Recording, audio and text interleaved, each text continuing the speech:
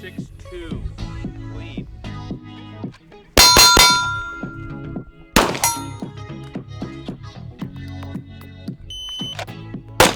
That's it. 138.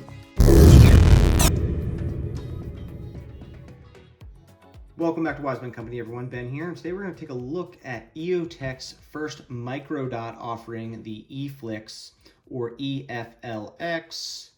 Very creative on the old designation. This is, like I said, a micro red dot. Main application will probably be handguns, pistols, but not limited to. You could run this on shotguns, offset mounts, etc. Full disclosure, this was sent to me by EOTECH. I do have to send it back. I don't get to keep it. Others need to get their hands on this microdot so they can give their opinion on it. So I will be sending it back. I didn't get any compensation for doing this review. Just wanted to check it out. I had seen it at the Florida Range Day or the Callahan wine mixer that we had down here. There was an EOTECH booth. Was really impressed with it, and just wanted to give my quick thoughts on it. This is not a durability test. This is not a Sage Dynamics torture test.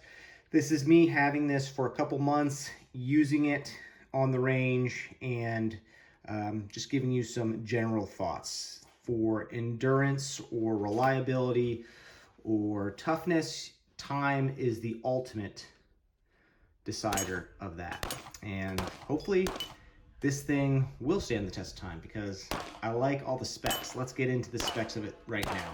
So you can get this in a 3 or a 6 MOA dot. I have the 6 on here right now.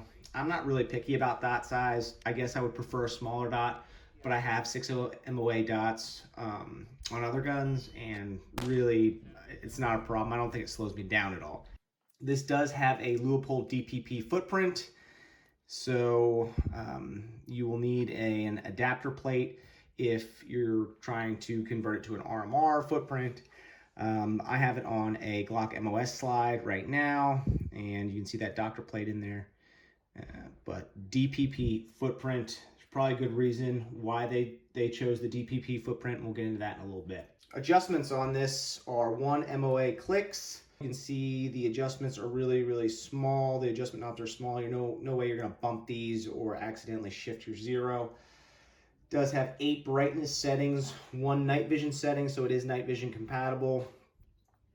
8 brightness settings that are toggled up and down by these rubberized buttons on the side. Pretty intuitive, down and up. Uses a CR2032 battery, pretty standard. Top loading, which is great. Everyone likes a top loading battery.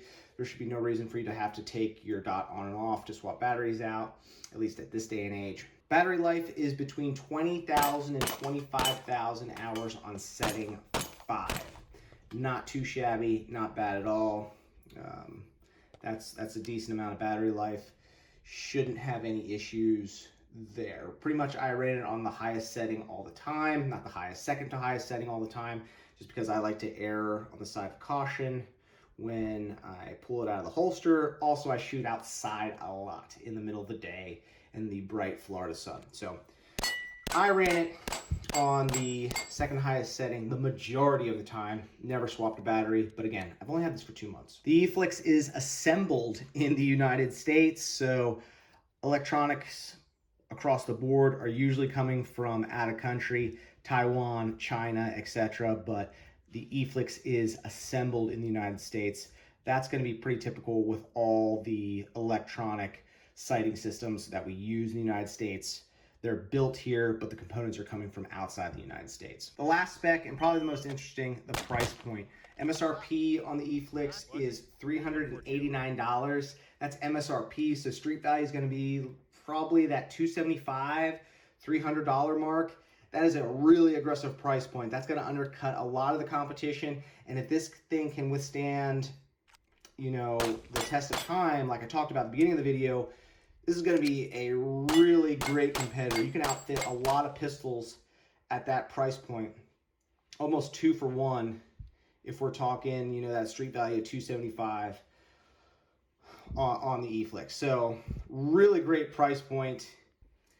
My personal thoughts on using the EFLX, I thought it was a good dot, There's some things that a micro dot has to check off the list right away to even be an option. For me, good battery life.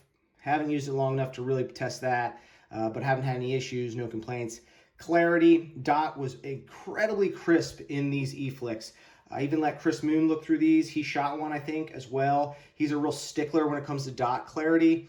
It is a perfect sphere inside of the glass, and using the camera isn't going to do it justice. You're just going to have to get out there, find one of these and look through it. You'll see it. There is no starburst, nothing. Even if you have astigmatism, like, it is a clear circular orb. They did a great job with clarity. The window is kind of like an SRO and a DPP had a baby. Nice big window, but it's wide.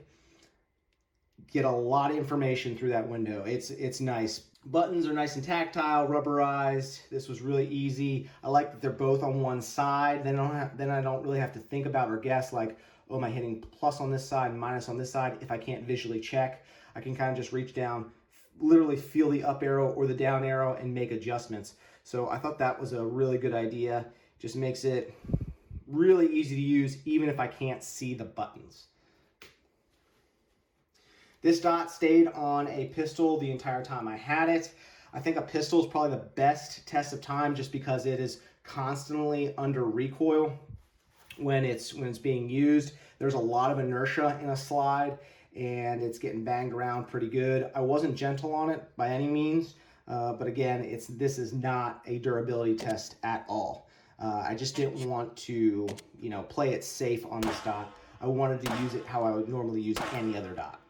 After I zeroed it, it retained its zero for the duration of its life with me. No issues on zero shift at all. Shot it at very close distances and I shot it all the way out to 100 yards. No issues on the zero moving or shifting on me. Again, I think if the EFLX can stand the test of time with the price point it's at right now, EOTECH has a real winner with this micro dot.